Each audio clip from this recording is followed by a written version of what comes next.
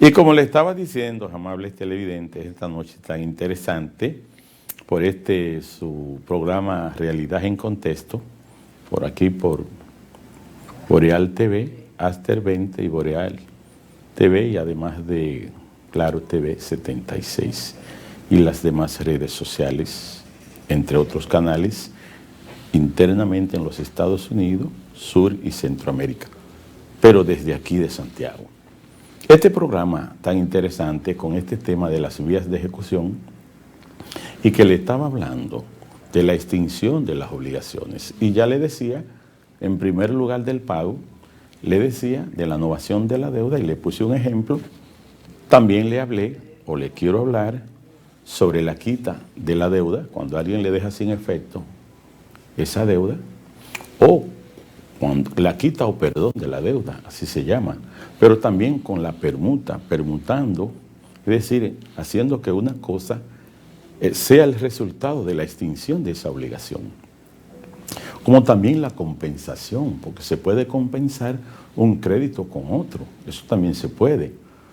Así como también la rescisión o nulidad de algún acto que envuelva alguna obligación. Y por qué no, con el pasar del tiempo, como es el caso de la prescripción. En este caso, conforme a nuestro Código Civil, el plazo más largo son 20 años. Y no es fácil hacer que prescriba un crédito, es un tanto difícil. No imposible, pero lo mejor sería pagar.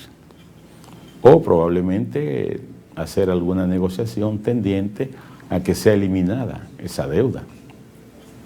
Porque todo el que sí tiene algún crédito quiere que le paguen. Porque hace de estos préstamos una labor de negocio. Porque quizás estos negocios, cuando es entre amigos, la enemistad llega inmediato. Porque el dinero no tiene amigo. Se contrapone. Y todo el mundo, y el interés lo envuelve todo.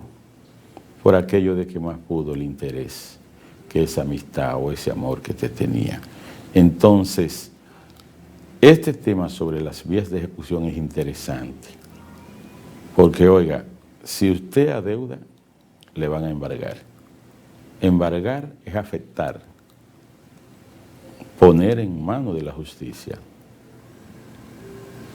Y cuando decimos poner en manos de la justicia, porque hay abogados que dicen, bueno, pero usted está diciendo poner en manos de la justicia, ¿a qué usted se refiere? Bueno, la justicia tiene dos fases, tiene una administrativa y tiene una judicial.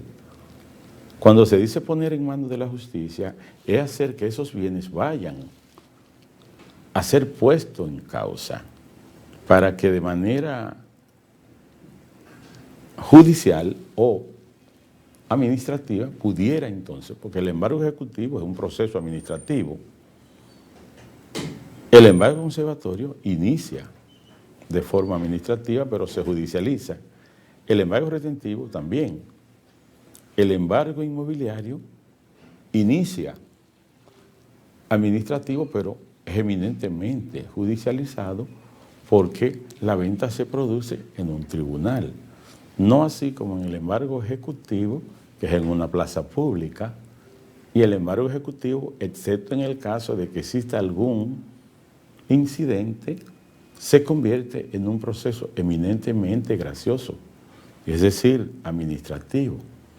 Normalmente traen algunas consecuencias porque cuando se embarga lo ajeno, y esta parte sí es interesante decirla, porque es probable, y esto se da mucho, se le hace un embargo ejecutivo.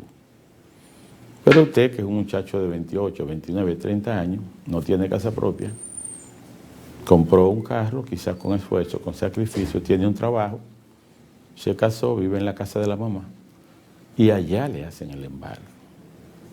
Pero los enseres que están allí, los bienes muebles que están allí, no son suyos, son de su madre.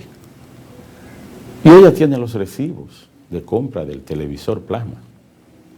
Tiene también los recibos de compra del abanico. También del juego de muebles, del comedor, de la repisa, del microondas, de la licuadora, entre otros.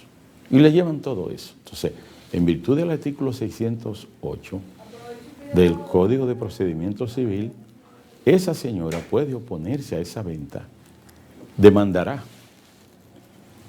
en distracción de los bienes embargados, aunque el crédito fue suyo, pero los bienes que se llevaron fueron los de ella. Entonces, ella buscará un abogado, hará una demanda principal, demandará en distracción conforme a esa disposición y se va a un juez de los referimientos para que, como juez de la celeridad, de la urgencia, se le pueda entonces detener que esos bienes no sean vendidos en venta en pública subasta y que por el contrario puedan entonces ser devueltos, que en este caso cuando decimos devolver es porque ella solicita algún cambio de depositario, de guardián, para que esos bienes bajo estrente regresen hacia ella otra vez.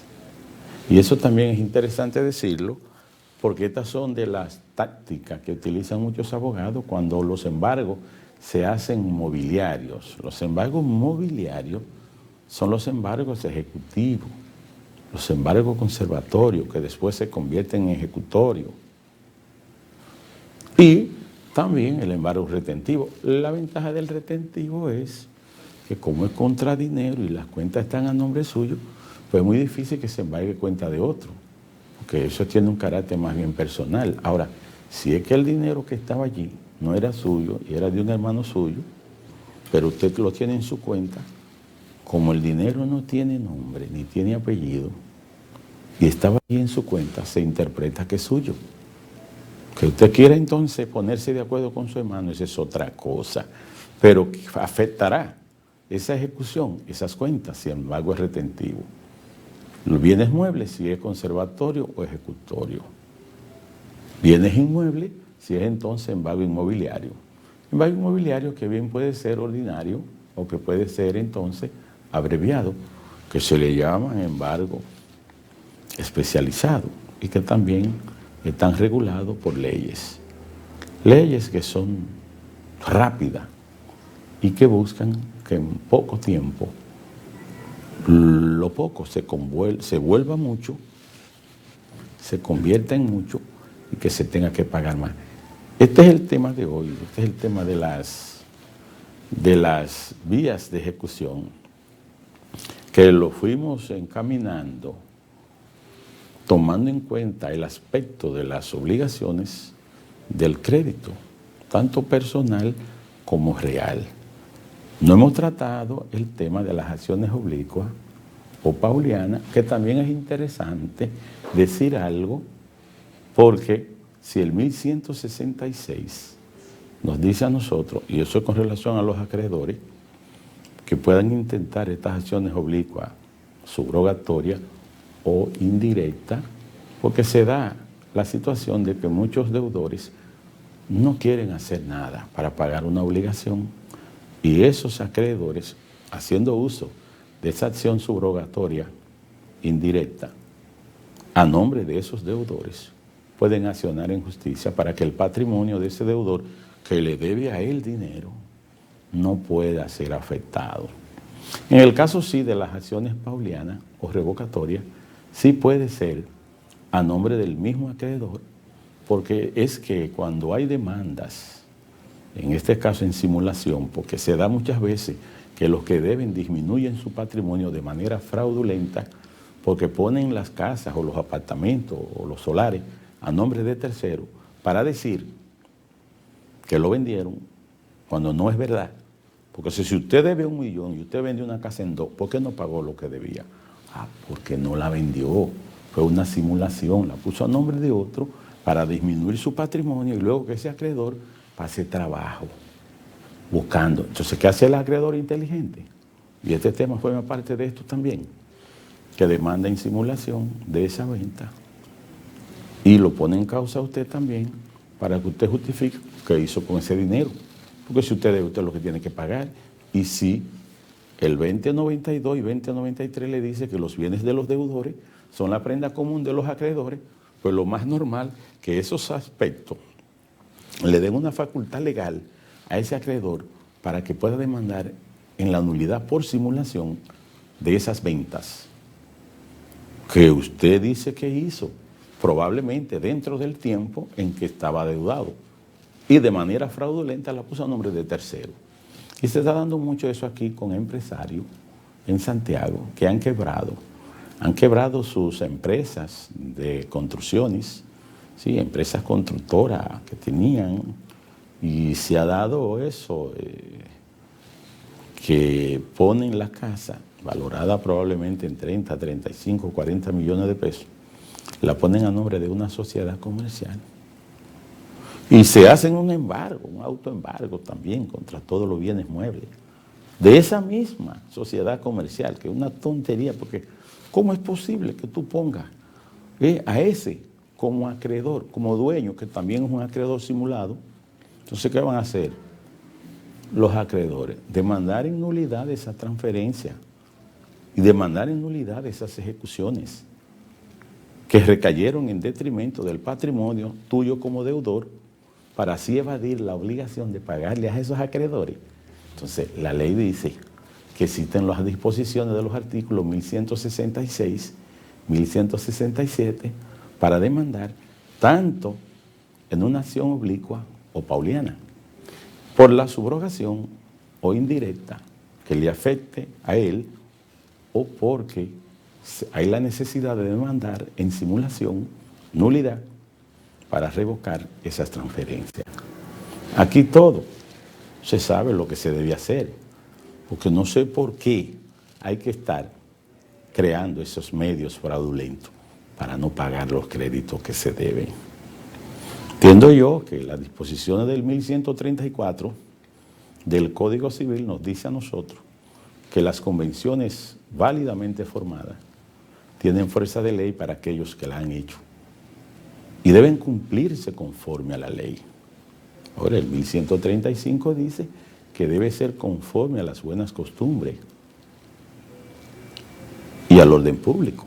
Entonces, no es posible que se esté quedando mal. Y esa es la situación que pasa cuando usted se endeuda más allá de las posibilidades que usted tiene. Porque no es posible que si usted se gana 20, usted se endeude en 80. No sé por qué esto es tan desordenado. Entonces estamos dando estas instrucciones para crear hasta cierto punto alguna conciencia que tiene que ver con estos endeudamientos que están ahogando hasta el cuello a mucha gente. No estamos diciendo que no se endeuden, no. Lo que estamos diciendo es que cuando lo vayan a hacer sepan cómo hacerlo, porque lo poco sale caro. Y este es el problema que genera. Aquellos vientos, como dicen, fueron los que trajeron estos lodos. Y se usa mucho este término en otros ámbitos también nacional, de otros temas de interés, que tiene que ver con estos aspectos. Amables televidentes, en la noche de hoy vamos a desear que pasen buenas noches. Felices sueños. Boreal Televisión presentó